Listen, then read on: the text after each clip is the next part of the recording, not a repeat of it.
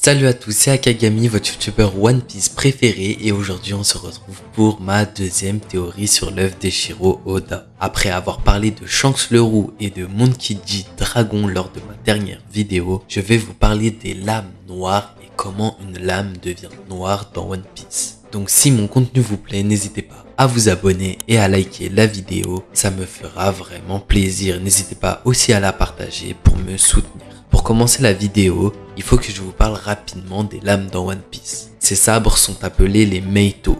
Il y en a 83 connus dans One Piece et ils sont, comme vous le savez, classés en 3 catégories. Les Ryo Wazamono, ce sont les 50 lames dites de qualité supérieure. Les O Wazamono, ce sont les 21 lames dites grandes lames, dont le Wado Ichimonji et Enma de Zoro. Et les Seijo Owazamono, ce sont les 12 lames dites de premier rang de qualité suprême, dont Ace de Goldie Roger ou bien le Muraka Komugiri de Barbe Blanche. Et parmi toutes ces lames, il en existe 2 dites lames noires. Ce sont des sabres dont la lame est devenue noire au fil de nombreuses batailles. Une épée qui a une lame noire est plus solide que les lames normales. Et les lames noires sont réputées pour leur résistance impressionnante, ne se pliant pas d'un pouce même si un dinosaure marchait dessus. Les 2 seules lames noires connues jusqu'à présent sont Shisui qui appartenait à Ryuma et qui est le trésor du pays de Wano, et Yoru qui est le sabre de Mihawk. Ce qui est intéressant de savoir, c'est comment les lames deviennent noires dans One Piece.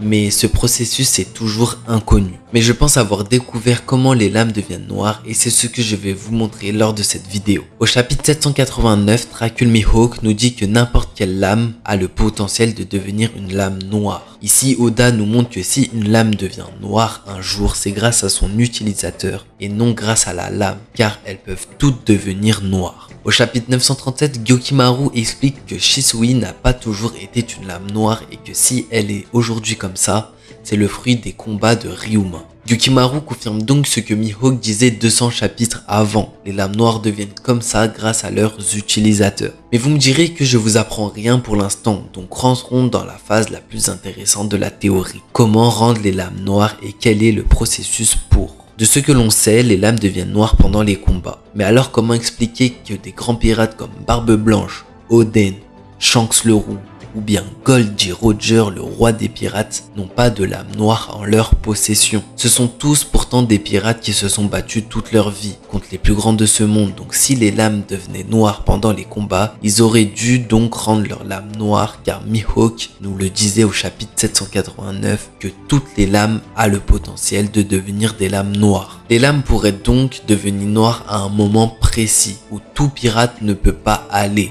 aux portes de la mort.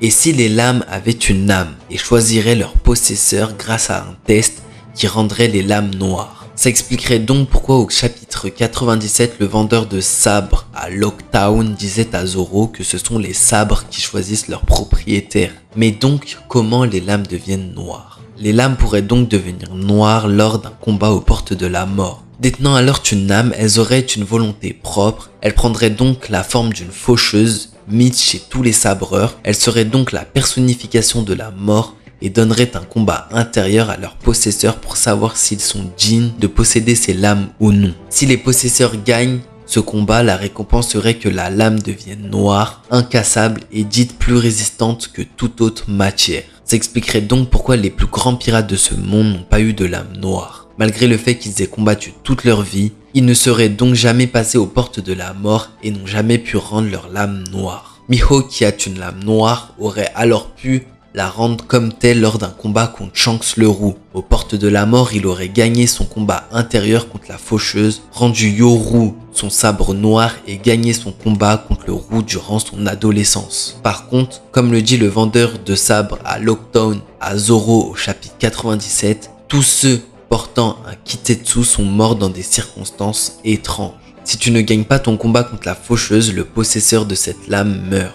Et c'est pour ça qu'on catégorise ces sabres comme maudits. Ne sachant pas pourquoi tous ceux qui les ont possédés sont morts, les gens ont donc diabolisé ces sabres. Seul Mihawk vivant aurait donc survécu, avec Ryoma, donc mais mort aujourd'hui. D'autres pirates comme Imsama ou bien Dragon pourraient eux aussi avoir des lames noires et seraient passés par ce processus. Zoro serait donc le prochain, lui qui disait durant l'arc Arlong Park que personne ne pourrait le tuer, même pas la faucheuse. Il aurait donc gagné son combat et vaincu l'âme d'Enma personnifiée par la faucheuse. Itetsu le disait au chapitre 955, Zoro a la capacité de rendre Enma noire. En se réveillant de son combat intérieur, il aurait donc réussi à rendre la lame qui appartenait autrefois à Oden Kozuki noire. J'espère que la vidéo vous a plu, la théorie touche à sa fin, merci à ceux qui ont écouté jusqu'au bout. Si mon contenu vous plaît, n'hésitez pas à vous abonner et à me dire en commentaire si la vidéo vous a plu et ce que vous en avez pensé. C'était Akagami, je vous souhaite une bonne journée, une bonne soirée. Allez, ciao!